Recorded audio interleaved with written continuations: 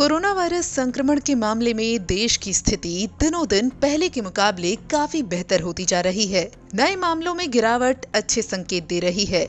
देश में पिछले 24 घंटे में कोरोना वायरस से संक्रमण के 9,110 नए मामले सामने आए हैं। भारत में कोरोना वायरस के मामलों में लगातार हो रही गिरावट के बावजूद 2 राज्य ऐसे हैं जहां नए मामलों की संख्या कम होने का नाम नहीं ले रही।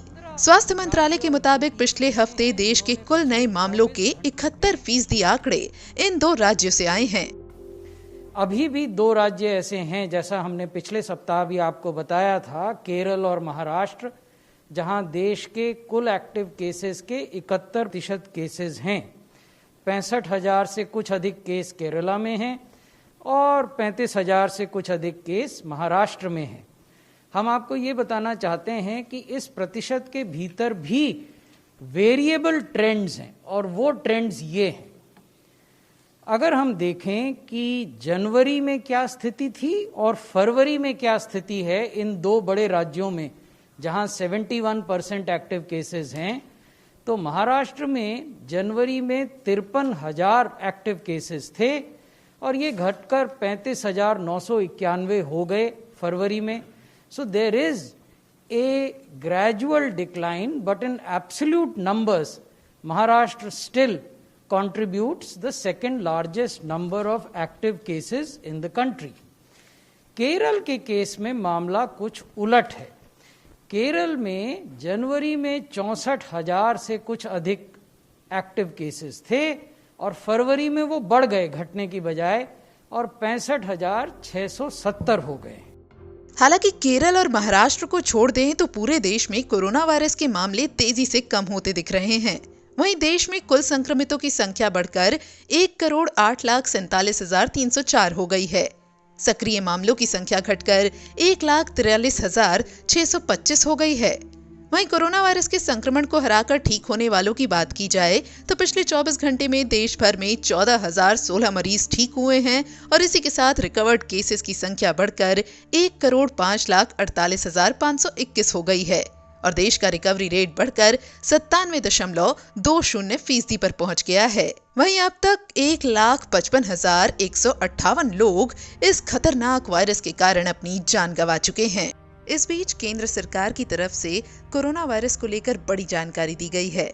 स्वास्थ्य मंत्रालय ने मंगलवार को प्रेस कॉन्फ्रेंस में जानकारी दी है कि कैसे इस जानलेवा संक्रमण के खिलाफ जारी जंग में मौतों का आंकड़ा घट रहा है। बीते 24 घंटे में 15 राज्यों और केंद्र शासित प्रदेशों में एक भी मौत न होने की राहत भरी खबर मिली है, तो वहीं ऐसे 7 राज्यों और केंद्र शासित प्रदेशों की जानकारी दी है जहां पिछले 3 हफ्तों में मौत की कोई सूचना नहीं है। 15 राज्य और यूटीज ऐसे हैं जिन्होंने पिछले 24 घंटे में कोई भी नई मृत्यु कोविड से रिपोर्ट नहीं की है और 7 राज्य और यूनियन टेरिटरीज ऐसे हैं जिन्होंने पिछले 3 हफ्ते में कोविड से होने वाली कोई मृत्यु रिपोर्ट नहीं की है।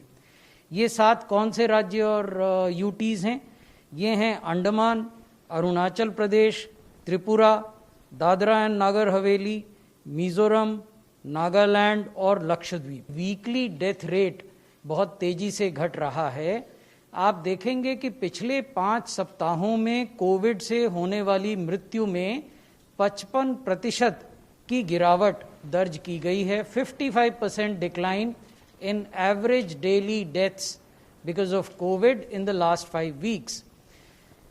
अगर जनवरी के पहले सप्ताह में देखें तो जो औसत प्रतिदिन होने वाली मृत्यु थी वो 211 थी और अब अगर हम देखें 3 फरवरी से 9 फरवरी वाले सप्ताह में तो औसत प्रतिदिन होने वाली मृत्यु घटकर 96 या 96 हो गई हैं।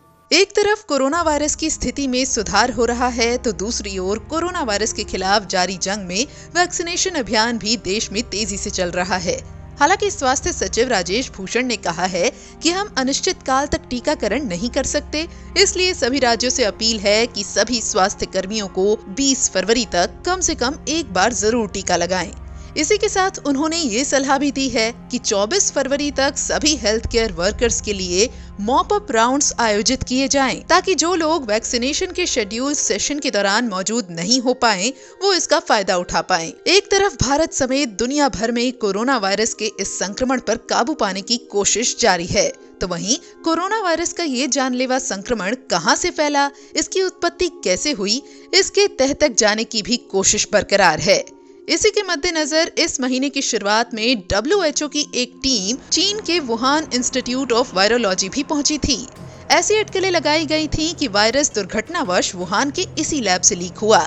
हालांकि अब जांच करने वाली उस टीम की ओर से और चीनी वैज्ञानिकों की ओर से कहा गया है कि दिसंबर 2019 से पहले इस शहर में कोविड-19 वायरस के कोई संकेत नहीं थे। बहरहाल यहाँ एक बात जरूर साफ कर दें कि दैनिक जागरण कोरोना वायरस से जुड़े किसी भी दावे की पुष्टि नहीं करता है। न ही दैनिक जागरण कोरोना वायरस की किसी भी वैक्सीन या दवा के इस्तेमाल की सिफारिश करता है। दैनिक जागरण के वीडियोस सिर्फ और सिर्फ जानकारी के लिए हैं।